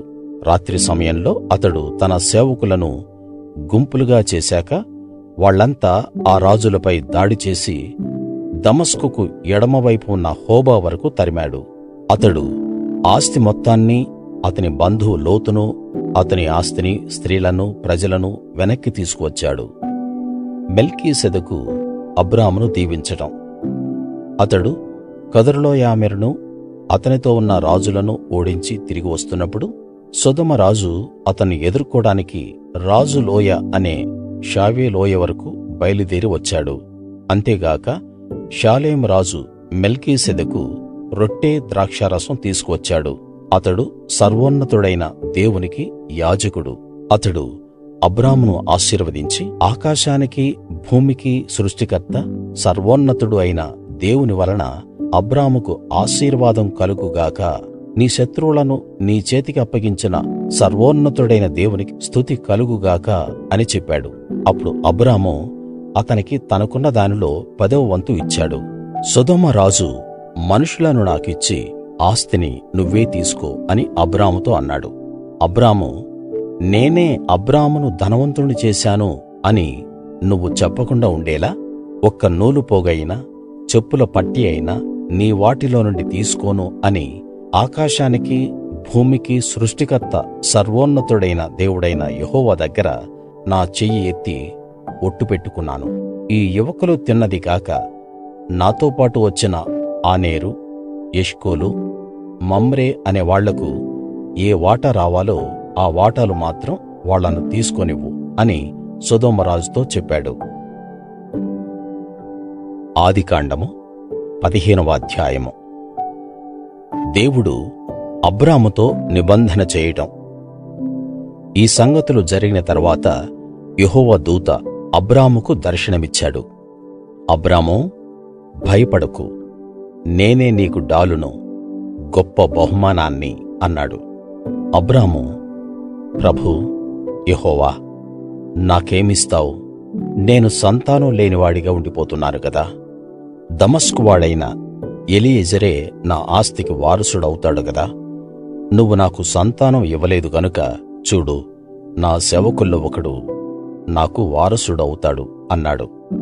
యెహోవా వాక్కు అతని దగ్గరికి వచ్చి, ఇతడు నీ వారసుడు కాడు, నీ ద్వారా నీకు పుట్టబోయేవాడే నీ వారసుడు అవుతాడు అన్నాడు. ఆయన అతన్ని బయటకు తీసుకొచ్చి, నువ్వు ఆకాశం వైపు చూసి ఆ నక్షత్రాలు లెక్కపెట్టడం నీకు చేతనైతే లెక్కపెట్టు అని చెప్పి, నీ సంతానం కూడా అలా అవుతుంది అని చెప్పాడు. అతడు యెహోవాను నమ్మాడు. ఆ నమ్మకాన్నే ఆయన అతనికి నీతిగా పరిగణించాడు. యెహోవా నీకు ఈ ప్రదేశాన్ని వారసత్వంగా ఇవ్వడానికి కల్దీయుల ఊర్ అనే పట్టణంలో నుంచి నిన్ను యువతలకు తీసుకొచ్చిన యెహోవాను నేనే అని చెప్పినప్పుడు అతడు, ప్రభూ యెహోవా, ఇది నాకు సొంతం అవుతుందని నాకు ఎలా తెలుస్తుంది అన్నాడు. ఆయన 3 ఏళ్ల వయసు ఉన్న ఒక దూడ, ఒక మేక, ఒక పొట్టేలు, ఒక తెల్ల గువ్వ, ఒక పావురం పిల్లను నా దగ్గరికి తీసుకురా అని అతనితో చెప్పాడు. అతడు వాటిని తీసుకుని వాటిని సగానికి 2 ముక్కలుగా నరికి 2 సగాలను ఎదురెదురుగా పెట్టాడు. పక్షులను మాత్రం ఖండించలేదు. ఆ మృతదేహాల మీద గద్దలు వాలగా అబ్రాము వాటిని తోలివేశాడు. చీకటి పడుతున్నప్పుడు అబ్రాముకు గాఢనిద్ర పట్టింది. భయం కలిగించే చిమ్మ చీకటి అతణ్ణి ఆవరించింది.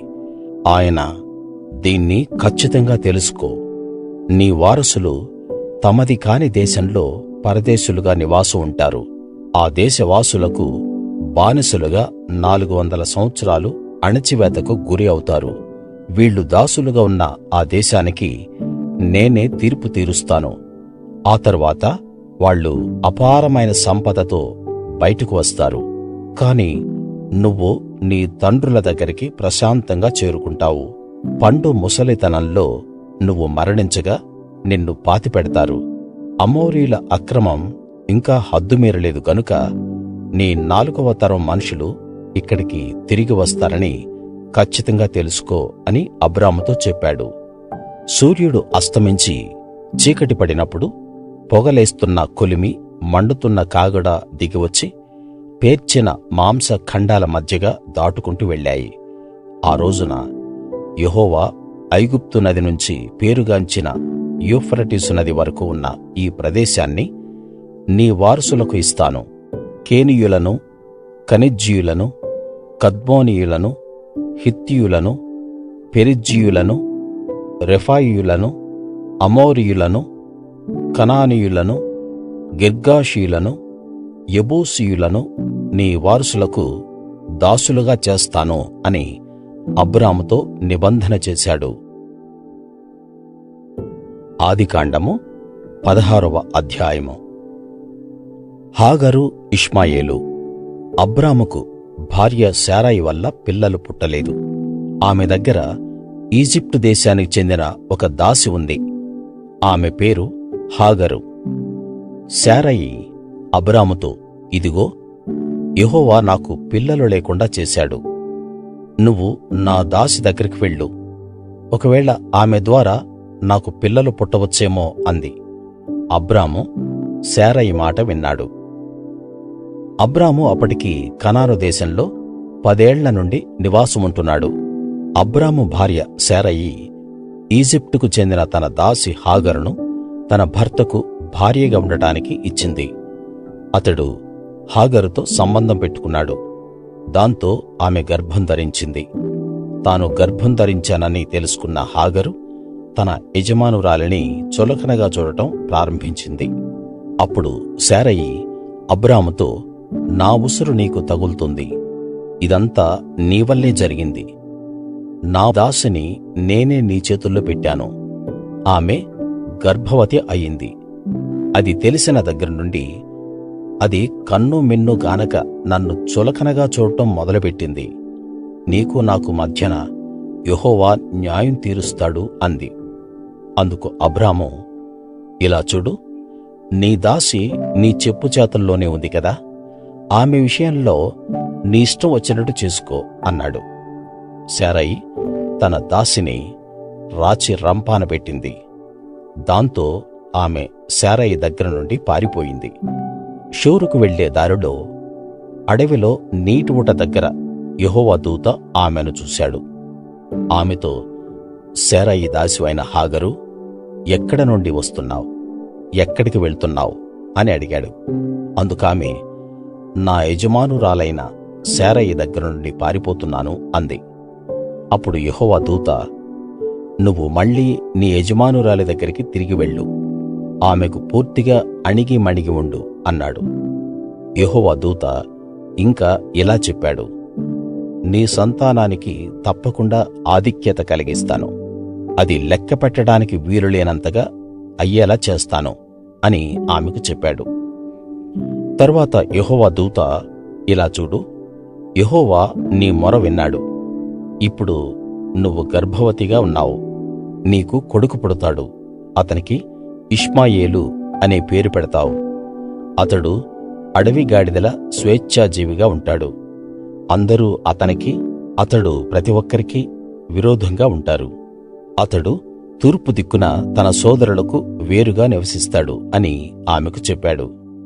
అప్పుడు ఆమె, నన్ను చూసినవాడు నాకు నిజంగా కనిపించాడు గదా అంది. అందుకనే తనతో మాట్లాడిన యెహోవాకు, నన్ను చూస్తున్న దేవుడివి నువ్వే అని పేరు పెట్టింది. దీన్ని బట్టి ఆ నీటి ఊటకి బెయేర్ లహైరోయి అనే పేరు వచ్చింది. అది కాదేషుకి బెరెదుకి మధ్యలో ఉంది. తరువాత హాగరు అబ్రాము కొడుక్కి జన్మనిచ్చింది. హాగరు ద్వారా పుట్టిన తన కుమారుడికి అబ్రాము ఇష్మాయేలు అనే పేరు పెట్టాడు. అబ్రాము కొడుకు ఇష్మాయేలుకు హాగరు జన్మనిచ్చినప్పుడు అబ్రాము వయస్సు 86 ఏళ్ళు. ఆదికాండము 17వ అధ్యాయము. సున్నతి నిబంధన. అబ్రాముకు 99 ఏళ్ల వయస్సులో యెహోవా అతనికి ప్రత్యక్షమై, నేను సర్వశక్తిగల దేవుణ్ణి, నా సముఖంలో మెలుగుతూ నిందారహితుడిగా ఉండు. అప్పుడు నాకు నీకు మధ్య ఉన్న నిబంధనను నేను స్థిరం చేస్తాను. నీ సంతానాన్ని అత్యధికంగా విస్తరింపజేస్తాను అని చెప్పాడు. అబ్రాము సాష్టాంగపడి తన ముఖాన్ని నేలకు వంచుకుని ఉన్నాడు. దేవుడు ఇంకా ఇలా అన్నాడు, చూడు, నేను నీతో నిబంధన చేశాను.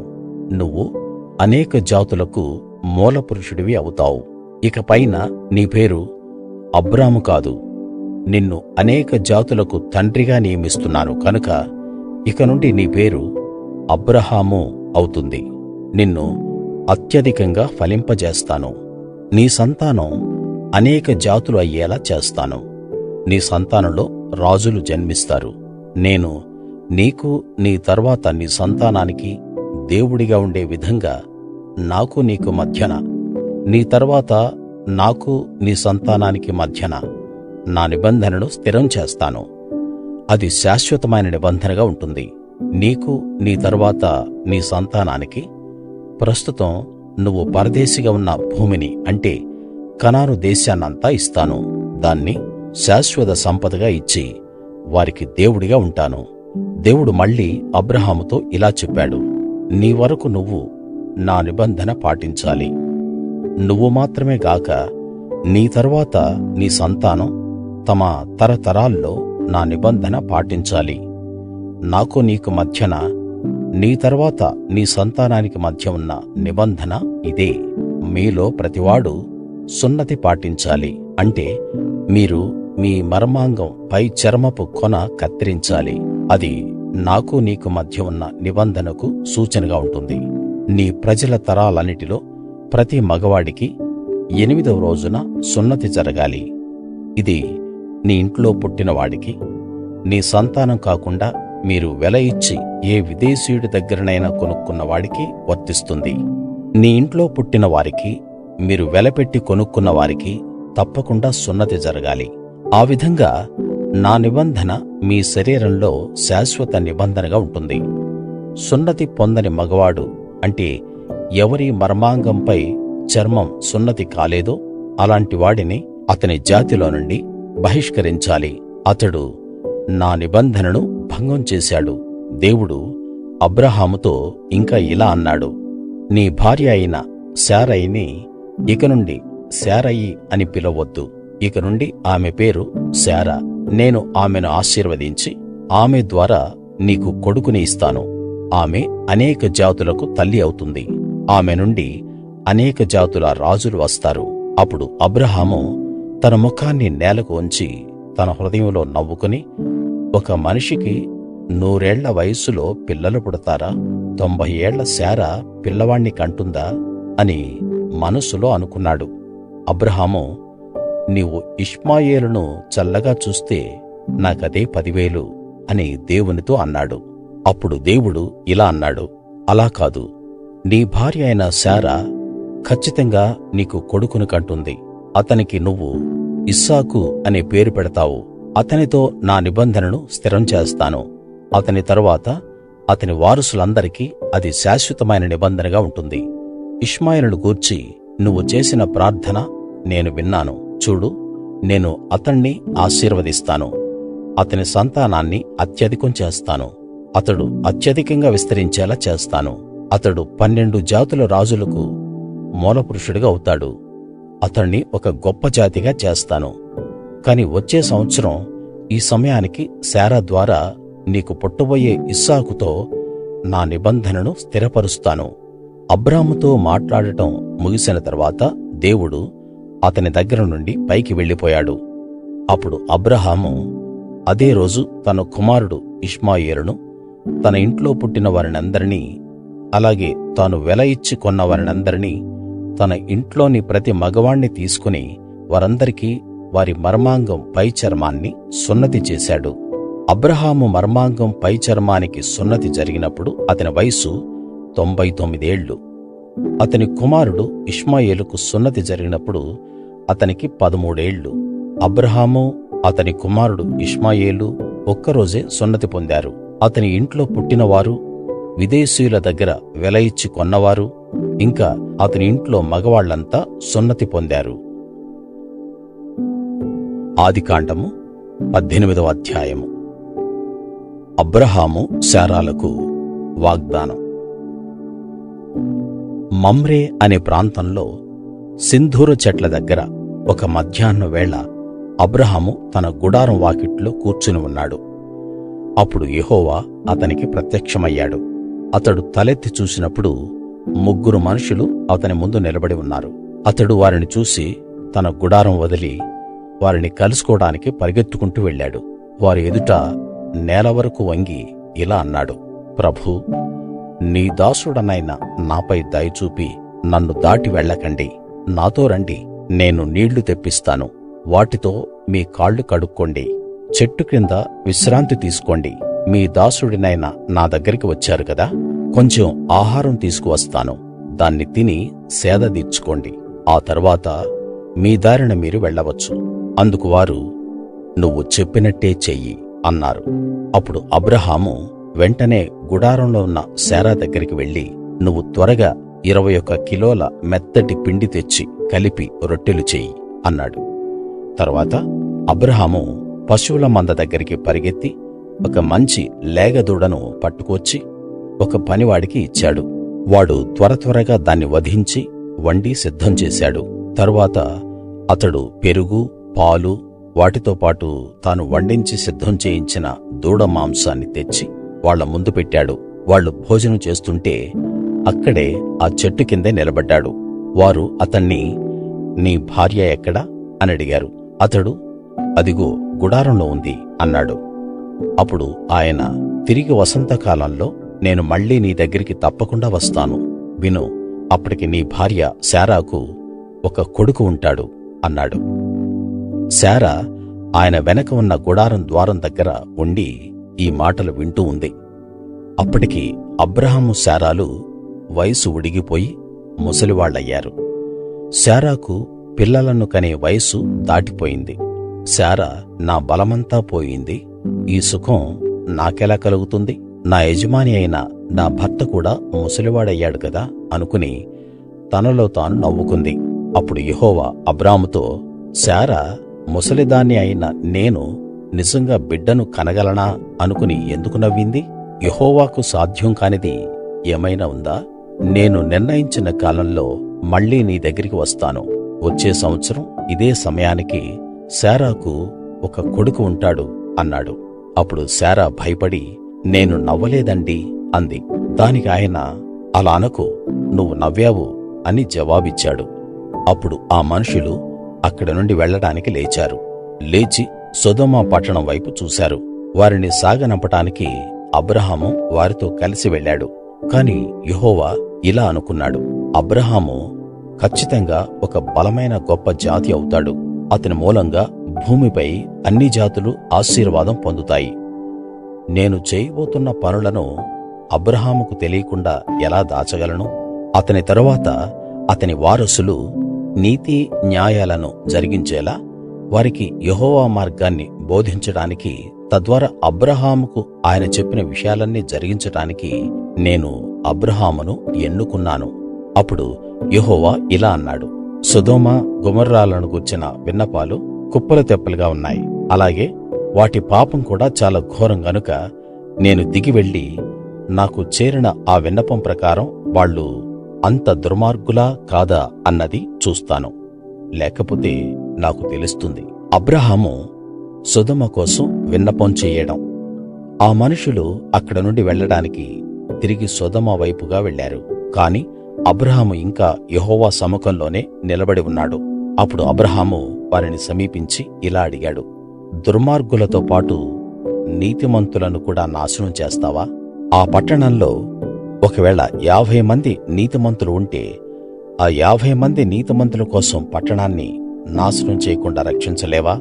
నీతిమంతులకు దుర్మార్గులకు ఒకే రకంగా తీర్పు తీర్చటం నీకు దూరమవుతుంది గాక. అలాగే దుర్మార్గులతో పాటుగా నీతిమంతులను నాశనం చేయటం నీకు దూరమవుతుంది గాక. సర్వలోకానికి తీర్పు తీర్చేవాడు న్యాయం చెయ్యడా? దానికి యెహోవా, సొదొమ పట్టణంలో 50 మంది నీతిమంతులు నాకు కనిపిస్తే వాళ్ళ కోసం ఆ ప్రదేశాన్నంతా కాపాడతాను అన్నాడు. అందుకు అబ్రాహాము, అయ్యా చూడు, నేను దుమ్ముతో బూడిదతో సమానం, అయినా నేను ప్రభువుతో మాట్లాడే సాహసం చేస్తున్నాను. 50 మంది నీతిమంతుల్లో ఒకవేళ 5 తక్కువయ్యారనుకోండి, 5 తక్కువయ్యారని ఆ పట్టణమంతటిని నాశనం చేస్తావా అని మళ్ళీ అడిగాడు. అందుకాయన, అక్కడ 45 కనిపిస్తే నాశనం చేయను అన్నాడు. అతడు మళ్ళీ ఆయనతో మాట్లాడుతూ, ఒకవేళ అక్కడ 40 మందే కనిపిస్తారేమో అన్నాడు. దానికి ఆయన, ఆ 40 మంది కోసం నాశనం చేయను అని చెప్పాడు. అతడు మళ్ళీ, ప్రభూ, నాపై కోప్పడనంటే నేను మాట్లాడతాను. ఒకవేళ 30 మందే అక్కడ కనిపిస్తారేమో అన్నాడు. అప్పుడాయన 30 మంది కనిపించినా నేను పట్టణాన్ని నాశనం చేయను అన్నాడు. అందుకతడు, నా ప్రభువుతో మాట్లాడే సాహసం చేస్తున్నాను, ఒకవేళ 20 మందే ఉంటారేమో అన్నాడు. అప్పుడు ప్రభువు, ఆ 20 మంది కోసం నాశనం చేయను అన్నాడు. చివరిగా అతడు, ప్రభూ, నాపై కోపగించుకు, నేనింకా ఒక్కసారే మాట్లాడతాను, ఒకవేళ 10 మందే అక్కడ ఉన్నారేమో అన్నాడు. అప్పుడు ప్రభువు, 10 మంది కోసం నేను ఆ పట్టణాన్ని నాశనం చేయను అన్నాడు. అబ్రాహాముతో మాటలు ముగిసిన వెంటనే యెహోవా వెళ్ళిపోయాడు. అబ్రాహాము తన ఇంటికి తిరిగి వెళ్ళాడు. ఆదికాండము 19వ అధ్యాయము. లోతు సొదొమ నుండి బయటికి రావడం. ఆ సాయంత్రం ఆ ఇద్దరు దేవదూతలు సొదొమ చేరుకున్నారు. ఆ సమయంలో లోతు సొదొమ పట్టణ ప్రధాన ద్వారం దగ్గర కూర్చుని ఉన్నాడు. లోతు దేవదూతలను చూడగానే వారిని కలుసుకోవడానికి వారికి ఎదురు వెళ్లి సాష్టాంగపడి నమస్కారం చేశాడు. వారితో ఇలా అన్నాడు, నా ప్రభువులారా, దయచేసి మీ దాసుడైన నా ఇంటికి రండి. వచ్చి కాళ్ళు కడుక్కోవాలని, ఈ రాత్రి గడపాలని వేడుకుంటున్నాను. తిరిగి తెల్లవారే లేచి మీ ప్రయాణం కొనసాగించవచ్చు అన్నాడు. అందుకు వాళ్ళు, అలా కాదు, మేము వీధిలోనే ఈ రాత్రి గడుపుతాం అన్నారు.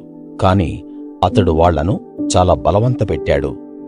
వారు అతనితో కలిసి అతని ఇంటికి వెళ్ళారు. అతడు వారికి విందు చేశాడు.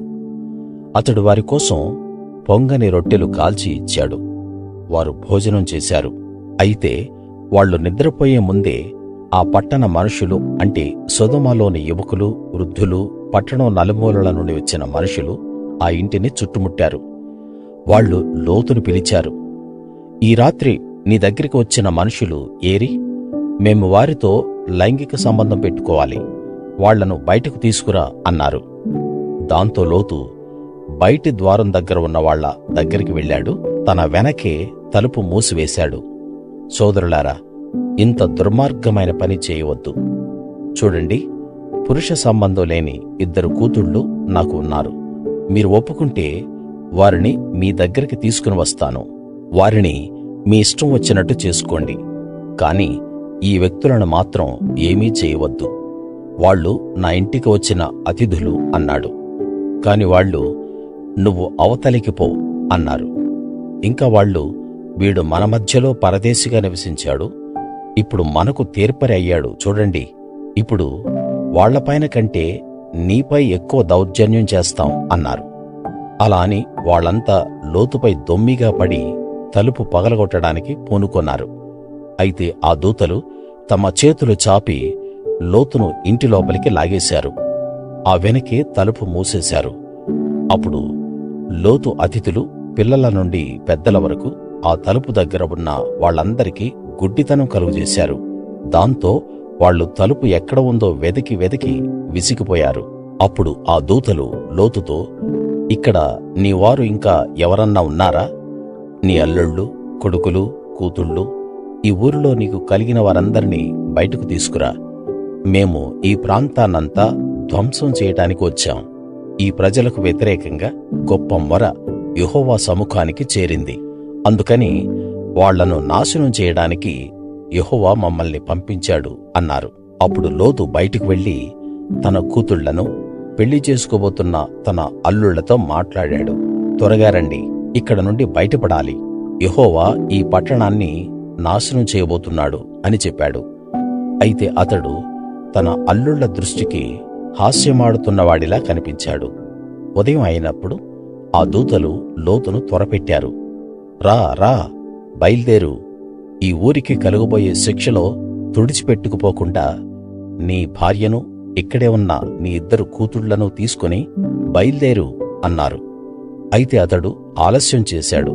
యెహోవా అతని పట్ల కనికరం చూపడం వల్ల ఆ మనుషులు అతని చేతిని, అతని భార్య చేతిని, అతని 2 కూతుళ్ల చేతులను పట్టుకున్నారు. వాళ్ళని బయటకు తీసుకొచ్చారు. అలానే పట్టణం బయటకు తీసుకువచ్చారు. ఆ దూతలు వారిని పట్టణం బయటకు తీసుకొచ్చిన తరువాత వాళ్ళల్లో ఒకడు, మీ ప్రాణాలు దక్కించుకోవడం కోసం పారిపోండి. వెనక్కు తిరిగి చూడవద్దు. మైదాన ప్రాంతాల్లో ఎక్కడ ఆగవద్దు. మీరు తుడిచిపెట్టుకుపోకుండేలా పర్వతాల్లోకి పారిపోయి తప్పించుకోండి అని చెప్పాడు. అప్పుడు లోతు, ప్రభువులారా, అలా కాదు. మీ సేవకుడినైన నన్ను దయచూశారు. నా ప్రాణాన్ని రక్షించి నా పట్ల మీ మహా కనికరాన్ని ప్రదర్శించారు. కాని నేను ఆ పర్వతాలకు పారిపోయి తప్పించుకోలేను. ఆ పర్వతాలను చేరుకునే లోపుగానే ఏదైనా కీడు నాపైకి వస్తుందేమో. అలా జరిగి నేను ఇక్కడే చనిపోతానేమో. చూడండి, నేను పారిపోవడానికి ఆ కనిపించే ఊరు దగ్గర్లో ఉంది. నన్ను అక్కడికి వెళ్ళనివ్వండి. అది చిన్నది గదా, నేను బ్రతుకుతాను అన్నాడు. అప్పుడు ఆయన, అలాగే, ఈ మనవి కూడా అంగీకరిస్తున్నాను.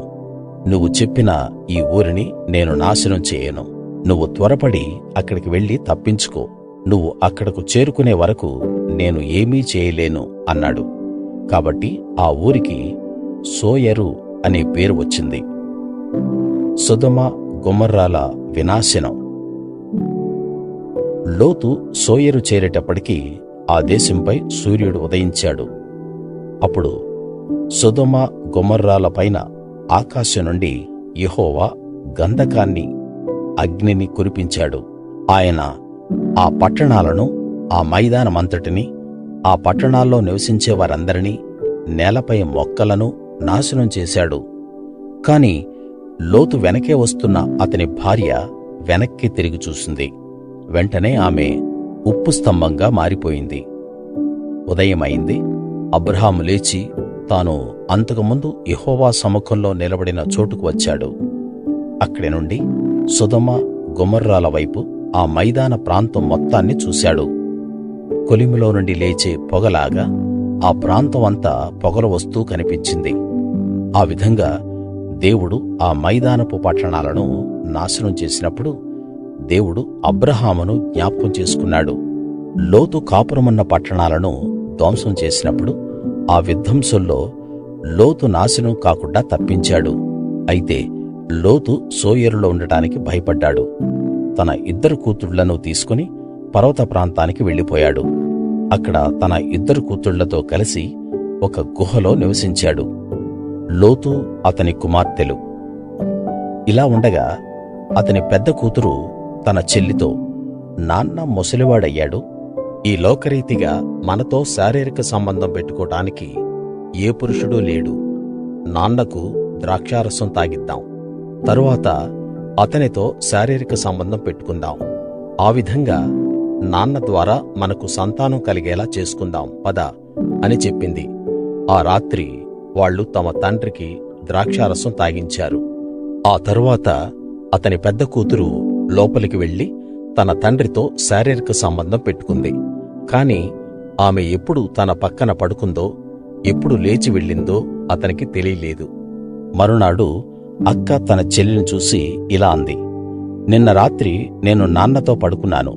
ఈ రాత్రి కూడా అతనికి ద్రాక్షారసం తాగిద్దాం. ఆ తరువాత నువ్వు లోపలికి వెళ్ళి అతనితో కలిసి పడుకో. అలా మనం నాన్న ద్వారా సంతానం పొందుదాం అంది.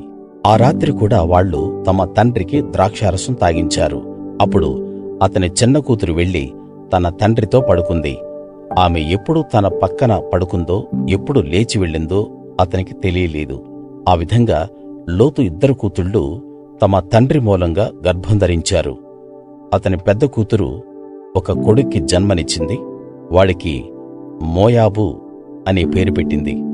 అతడే నేటి మోయాబీయులకు మూలపురుషుడు. లోతు 2వ కూతురు కూడా ఒక కొడుకుని కని వాడికి బెన్ అమ్మీ అనే పేరు పెట్టింది.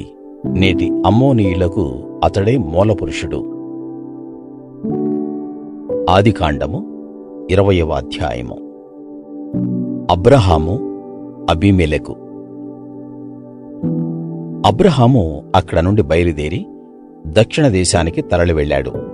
అలా కాదేషుకు షూరుకు మధ్య ఉన్న ప్రాంతంలో నివసించాడు. కొంతకాలం గెరారులో పరదేశిగా ఉన్నాడు. అక్కడ అబ్రాహాము తన భార్య శారాను గూర్చి, ఈమె నా చెల్లి అని చెప్పాడు. కాబట్టి గెరారు రాజైన అబీమెలెకు శారా కోసం తన మనుషులను పంపించాడు. వాళ్ళు శారాను అబీమెలెకు ఇంట్లో చేర్చారు. కాని దేవుడు రాత్రి కలలో అబీమెలెకుకు కనబడి అతనితో, చూడు, నువ్వు చచ్చినట్టే. ఎందుకంటే నువ్వు నీ ఇంట్లో పెట్టుకున్న స్త్రీ ఒక వ్యక్తికి భార్య అని చెప్పాడు. అయితే అబీమెలెకు ఆమె దగ్గరికి వెళ్ళలేదు. కాబట్టి అతడు, ప్రభూ, ఇలాంటి నీతిగల జాతిని చంపివేస్తావా? ఈమె నా చెల్లి అని నాతో అతడే చెప్పాడు గదా. ఆమె కూడా అతడు నా అన్న అన్నది గదా. నేను నా చేతులతో ఏ దోషమూ చేయలేదు, నిజాయితీగానే ఈ పని చేశాను అన్నాడు. అందుకు దేవుడు అతనికి కలలో కనబడి, అవును, నువ్వు యథార్థ హృదయంతోనే దీన్ని చేశావని నాకు తెలుసు. నువ్వు నాకు విరోధంగా పాపం చేయకుండా నిన్ను అడ్డుకున్నాను. అందుకే నేను నిన్ను ఆమెను తాకటానికి అనుమతించలేదు. కాబట్టి ఆ వ్యక్తి భార్యను తిరిగి అతనికి అప్పగించు. ఎందుకంటే అతడు ప్రవక్త. నువ్వు బతికేలా అతడు నీ కోసం ప్రార్థిస్తాడు. ఒకవేళ నువ్వు ఆమెను తిరిగి అతనికి అప్పగించకపోతే నువ్వు, నీకు చెందినవారు తప్పక చనిపోతారు. ఈ సంగతి నువ్వు బాగా తెలుసుకో అని చెప్పాడు. తెల్లవారక ముందే అబీమెలెకు లేచి తన సేవకులందరినీ పిలిపించాడు. వారికి ఈ విషయాలన్నీ తెలియజేశాడు. వారంతా అది విని ఎంతో భయపడ్డారు. అబీమెలెకు అబ్రాహాముకు కబురు పెట్టి రప్పించాడు. అతనితో ఇలా అన్నాడు, నువ్వు మాకు చేసినదేమిటి? నాపైనా నా రాజ్యం పైనా ఇంత పెద్ద దోషం వచ్చేలా చేశావు. నేను నీకు చేసిన అపకారం ఏమిటి? నా పట్ల చేయకూడని పని చేశావు అన్నాడు. అబీమెలెకు అబ్రాహామును చూసి, నువ్వు ఇలా చేయటానికి గల కారణాలేమిటి అని అడిగాడు. అబ్రాహాము, ఇక్కడ దేవుని భయం బొత్తిగా లేదు, కాబట్టి నా భార్య కోసం నన్ను చంపుతారేమో అన్న భయంతోనే నేనిలా చేశాను. అదీ కాకుండా ఆమె నాకు చెల్లి అనే మాట కూడా నిజమే. ఆమె నా తండ్రి కూతురు, తల్లి కూతురు కాదు. అలా నాకు భార్య అయింది. దేవుడు నేను నా తండ్రి ఇంటిని వదిలి వివిధ ప్రదేశాలు ప్రయాణాలు చేసేలా పిలిచినప్పుడు నేను ఆమెతో, మనం వెళ్ళే ప్రతి స్థలంలోనూ నన్ను గూర్చి అతడు నా అన్న అని చెప్పు. నా కోసం నువ్వు చేయగలిగిన ఉపకారం ఇదే అని చెప్పాను అన్నాడు. అబీమెలెకు గొర్రెలను, ఎద్దులను, దాసులను, దాసీలను రప్పించి అబ్రాహాముకు ఇచ్చాడు. తరువాత అతని భార్య అయిన శారాను అతనికి అప్పగించేశాడు. తరువాత